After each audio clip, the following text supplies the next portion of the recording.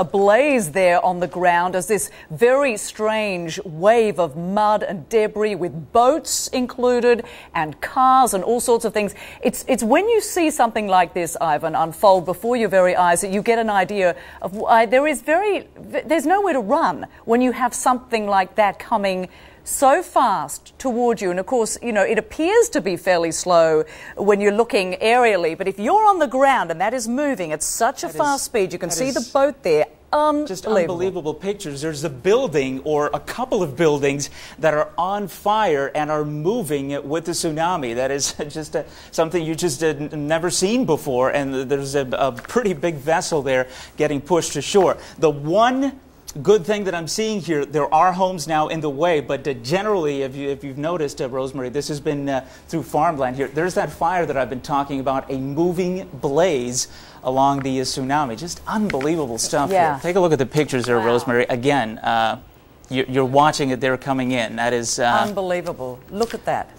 That is arriving on the coast. As you're watching these dramatic pictures there from Japan, the earthquake occurring about 150 kilometers east of Sendai, I do want to mention that Japan is not the only place that is being affected here, but my goodness, it is now taking the brunt of it there, Rosemary. That is unbelievable. Extraordinary. I mean, you can see the power lines going down as all of that water roars through and rips. And of course, it is close to the coast. You can see the ships and the boats that are already in the harbour there, but all of the cars are being drawn into that. I mean, this is just extraordinary, seeing these pictures as this unfolds before our very eyes. We've never seen this. We're watching a live tsunami hit Japan. If you're watching us from around the world here on CNN, that is what you're watching. Those are not taped pictures. That is a live picture of what appears to be a major tsunami arriving along the Japanese coast. Just incredible scenes there.